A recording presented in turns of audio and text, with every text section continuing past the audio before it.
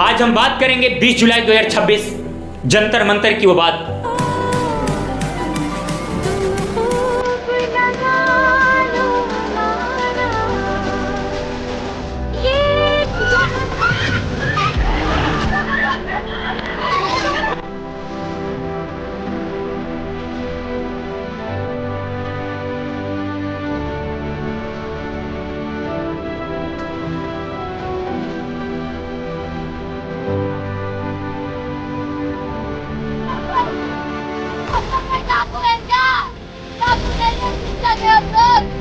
तुम्हारे घर में औलाद है तब पता चले।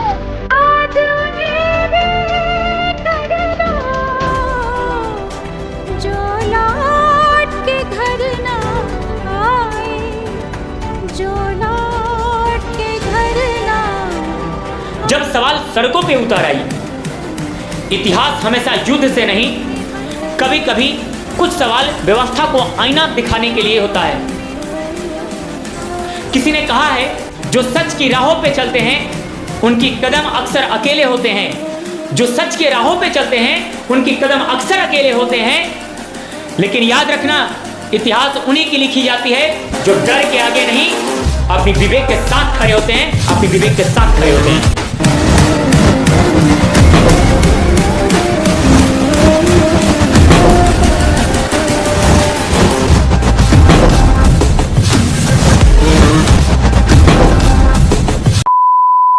तो चलिए शुरू करते हैं मिशन पॉडकास्ट।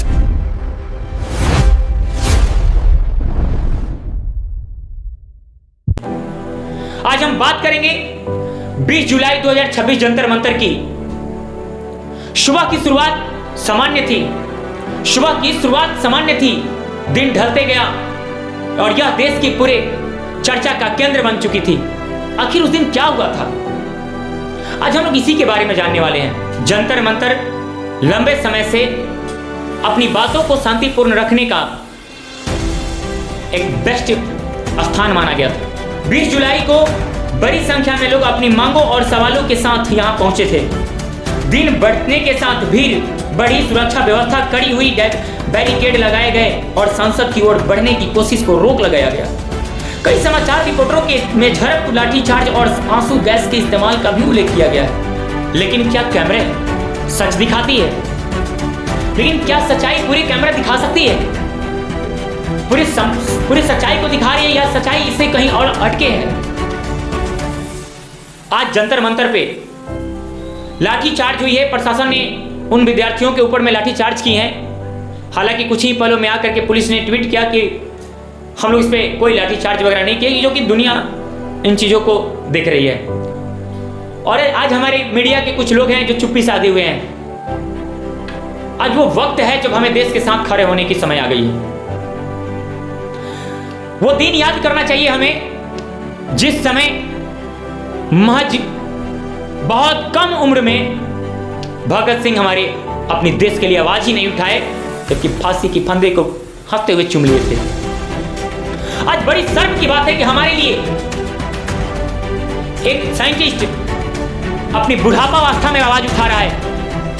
एक स्टूडेंट के लिए, एक विद्यार्थियों के जीवन के बेहतर करने के लिए, उसके साथ जो अनहित हुई है उसके लिए उन्होंने भूख हड़ताल किया।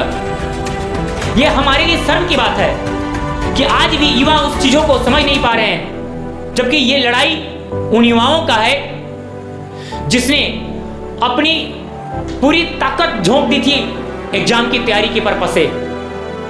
नीट का पेपर लीक हो जाता है, एग्जाम का डेट आगे बढ़ जाता है और उस बातों को सवाल लेकर के खड़ा उतरते हैं हमारे लगभग 55 से 60 वर्ष की उम्र के एक साइंटिस्ट। वांगचुक ने लद्दाख में पानी की कमी से निपटने के लिए आइस स्तूप नाम से आर्टिफिशियल ग्लेशियर बनाए थे। यह शंकु के आकार के बर्फ के पहाड़ होते हैं जो सर्दियों में व्यर्थ बहने वाली पानी को जमा करते हैं और गर्मियों में पिघलाकर किसानों की सिंचाई के लिए पानी देते हैं। ये किसान के लिए इतने हितमय काम किए, ये हमारे भगवान से कम नहीं माने जाएंगे।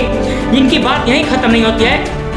इन्होंने हमारे मिलिट्री के लिए सोलर हीटेड मिलिट्री टेंट दिए और हम कहते हैं इन्होंने क्या दिया और कौन है ये। कद्र करना सीखिए इनकी समय रहते।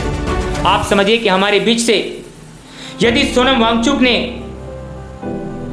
खो गए तो समझिए भारत ने एक डायमंड खोया है। इसलिए जीते जी इनकी कदर की जाए। सोशल मीडिया पर वायरल छोटी छोटी क्लिप्स ने लोगों के मन में कई सवाल खड़ा कर दिए। तो किसी ने इसे लोकतांत्रिक अधिकार का आवाज कहा, तो किसी ने कानून व्यवस्था बनाए रखने की चुनौती। सच्चाई को समझने के लिए केवल एक वीडियो या एक पोस्ट काफी नहीं होती। हर घटना के कई पहलू होते हैं और जिम्मेदार नागरिक होने का मतलब यह है कि हम सभी पक्ष और विपक्ष को समझने की कोशिश करें। हर प्रदर्शन, हर नारा और हर कार्रवाई के पीछे इंसान की भावनाएं, उम्मीदें और चिंताएं होती हैं। लोकतंत्र में मतभेद स्वाभाविक है, लेकिन समाधान संवाद और शांतिपूर्ण प्रक्रियाओं से ही संभव है। मैं ये कहना चाहता हूं कि आखिर सरकार का कौन ऐसी मजबूरी है जिन्होंने एजुकेशन मिनिस्टर को इस्तीफा नहीं दिलवा पा रहे हैं। क्या इसके पीछे की सच्चाई है, उसे सरकार को पब्लिक के समक्ष लेकर आना चाहिए। आज पूरे देश इसमें धधक रहा है। जंतर मंतर के इस प्रोटेस्ट में हमारे अनेकों युवा जूझ रहे हैं। हालांकि इस देश में हमारे कुछ ऐसे भी युवागण हैं जिन्होंने यह कह रहे हैं कि ये सब के सब देश बांटने के लिए हो रही है। हम उन युवाओं से कहना चाहते हैं कि अभी आपकी साथ इस देश को चाहिए। कब समझोगे इस बात को? कब अपनी हक की बात करोगे? आज अपनी हक के बाद कुछ युवा ने किया, उनके ऊपर में लाठीचार्ज हुई। पुलिस ने इनकार किया, ट्वीट किया कि मैंने लाठीचार्ज नहीं किया। हालांकि आप उस वीडियो क्लिप में देखेंगे, जैसे कि आपको स्क्रीन पर दिखाया जाएगा, उसमें बहुत सारे ऐसे हमारे पुलिसकर्मी हैं जिन्होंने अपने नाम प्लेट को वर्दी से हटा दिए हैं। कुछ मीडिया कर्मी ने उनसे सवाल किए। सारे लोगों ने अपने नेम टैग्स क्यों हटाए? पहने हुए थे, उसके बाद में उतारा, गर्मी की वजह से उतारा है। गर्मी की वजह से उतारा है। कि आपके वर्दी पे नाम प्लेट नहीं है, तो उन्होंने बोले कि गर्मी के कारण हटा दिए गए हैं। ये कहां तक सही है? मैं अपने पुलिसकर्मियों से भी पूछना चाहता हूं, क्या वाकई में युवा हमारे गलत हैं? क्या वाकई में अपनी हक का डिमांड करना गलत है? आपको यह भी पता होना चाहिए कि जिस प्रक्रियाओं से जूझ रहे हैं, उसी प्रक्रिया से होकर के आप वर्दी में आए। आपके साथ कौन सी ऐसी मजबूरी हुई? क्या आप सरकार के दबाव में थे? यह हमें आपको दर्शकों के समक्ष रखने की जरूरत थी। हमारे घर से, आपके घर से भी ऐसे बहुत सारे नौजवान हैं जिन्होंने अपने आज लाइफ को सेट करने के लिए आज उस प्रदर्शन में बिखरे हुए हैं। मुझे दुख इस बात की है कि आज जो युवा आज उस प्रोटेस्ट का मजाक उड़ाते हैं। याद रखना चाहिए उस बात को, जिस दिन भगत सिंह ने महज 22 से 23 साल की उम्र में फांसी की फंदे पे चुम गए थे, लटक गए थे, फांसी की फंदों को हंसते हुए चुमे थे। और आज बहुत दुख की बात है कि हमारी इस लड़ाई को लड़ने के लिए एक भूख हड़ताल पर महज 50 से 60 वर्ष के एक बूढ़ा साइंटिस्ट हमारी लड़ाई के लिए लड़ रहे हैं, और हम उसके साथ अगर खड़े नहीं हैं, ये शर्म की बात है। ये उन युवाओं के लिए शर्म की बात है जिसके लिए एक बूढ़ा व्यक्ति अनशन पे बैठा हुआ है, और फिर भी हम उसके साथ अगर नहीं दें, अरे हम कम से कम दिल्ली नहीं पहुंच सकते उनके जंतर मंतर वाले प्रोटेस्ट में। एक वीडियो क्लिप तो आप चला करके लोगों को मैसेज दे सकते हैं। आज जैसा देश की हालात हो गई हैं, आप में से किसी से ये छुपा हुआ नहीं है कि एग्जाम के दिन पता चलता है कि सेंटर हमारा चेंज हो गया, जबकि आपको पता है होम टाउन अगर सेंटर हो जाए तो हमारे बहुत सारे युवा बेहतर कर सकते हैं। बहुत सारे लोगों, तो बहुत सारे ऐसे हमारी लड़कियां लोग हैं जिन्होंने आउट ऑफ स्टेट सेंटर होने के कारण वो एग्जाम छोड़ देती हैं। अभी कुछ ही दिन की पहले की घटना है, नीट का पेपर लीक हो जाना, एग्जाम का डेट आगे बढ़ जाना। इस हकों पर, इस मुद्दों पे बात करना क्या गलत है?